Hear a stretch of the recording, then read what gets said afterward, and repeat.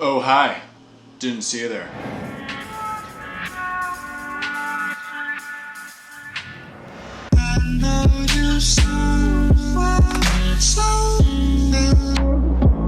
What's up, guys? So these videos for the next few days are going to be a little bit different. We're still going to have one future video, but we're going to have two kind of story time videos where I just talk to you and tell you different experiences of mine. But we're filming them all now because for the next few days I'm going to be out doing stuff and can't really film. So with that being said, let's get right into it. Today I'm going to tell the story of how I became an entrepreneur, how I started working for Jake, and how I eventually ended up moving into the Team 10 house. So my story starts back when I was super young. When I was about 10 years old, I was super interested in computers and technology. And really wanted to start making some money. I didn't really know how to execute on it, but I knew there was something to be said with working with the internet.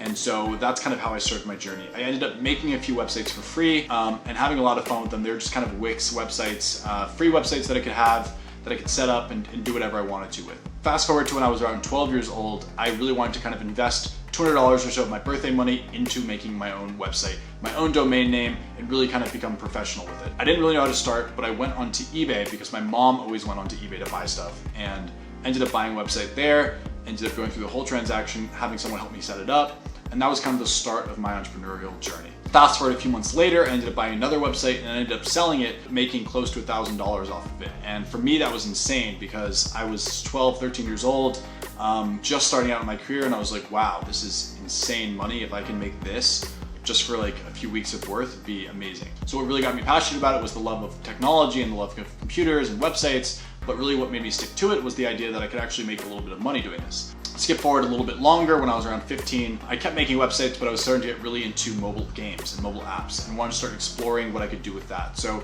I ended up finding a website called Game Salad. And Game Salad allowed you to use templates from games and make your own custom templates to end up making your own mobile game. I ended up making a few dozen mobile games with the help of a lot of great developers and designers and sound engineers. And when I was in 9th grade, I actually had an award-winning game called Project Boom.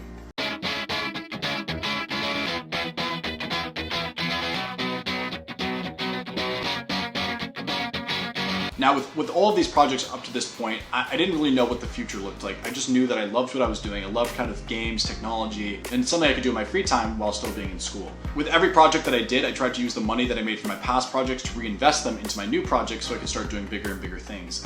Project Boom ended up costing close to a few $1,000s, and I was only able to use that money and spend that money on Project Boom because of my past successes. If I didn't have those successes, I wouldn't have had the money to be able to invest in better engineers and better developers and designers and everything that you need to make a successful game. So after making some money in making games, I was really enjoying it, but I wanted to try something new. With all the projects that I've done in my past, they were all about how far can I get and how much can I try something, and if I really like it, I'll continue forward, but if I don't, I want to kind of move on to the next thing and see what else catches my interest. Gaming was the same way. I wanted to move on to something else. I had done it for a few years and wanted to see what else I could explore. That led me into trying to make mobile apps. I made 2 mobile apps, both of which did not even end up launching on the App Store for different reasons, but they were both social networks, and I really wanted to try and see if I could make my own social network. I was using Instagram, I was using Facebook. I really liked the idea of being able to interact with my friends on an app, and so I made this app called Chains. Chains allowed you to basically stitch together videos. So I recorded 5 seconds to a song, my friend could add on to that, my friend could add on to that as well. The idea behind it essentially was going to be the first collaborative social network where you and I could both create content together and share that content equally. Due to a variety of reasons, one being I really didn't want to drop out of school, and a few others kind of just needing a lot of money, I didn't end up pursuing it and I didn't end up getting as far as I would have liked to with it. But I learned a lot about what it takes to start a startup, what kind of people you need, things that you don't expect coming up. But generally, I think it prepared me a lot for what I want to do next. So I started making apps, I started making websites, but that still doesn't explain how I ended up with Jake and going to Team 10. So here's the story. I knew a bunch of people in tech because of the fact that I was making apps, and Jake is also involved in tech through his own venture capital firm called TGZ Capital. With that being said, he knows a lot of people who are investors, he knows app developers, etc. I had a friend of mine who has actually worked on the investment side of tech, and she said that Jake was doing some really interesting stuff and that I could have a cool opportunity maybe to do something with him, maybe involving Team 10, who knows. But I got connected to Jake, and then Jake and I started chatting, and it all kind of concluded with coming out there, spending a weekend, and just seeing how things went. I went out there, I loved it. It was so amazing kind of seeing young people grinding and working hard.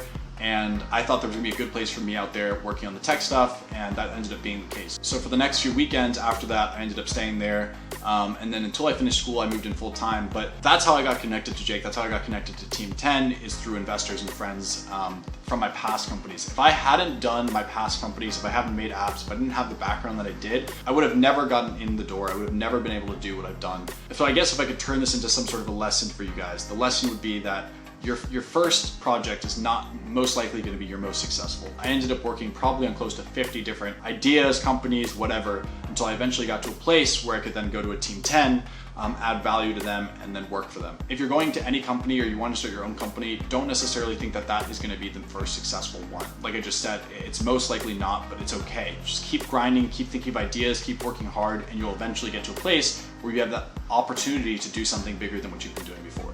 Thank you so much for watching. I hope you guys learned a little bit about my story, how I got started, and I hope you learned a little bit about how I networked my way in there and maybe how you guys can do that in the future. Networking is great. I'll probably do a video on it at some point, but it's super important to have a diverse network of people that you can rely on and trust to help you out with whatever you're doing in life.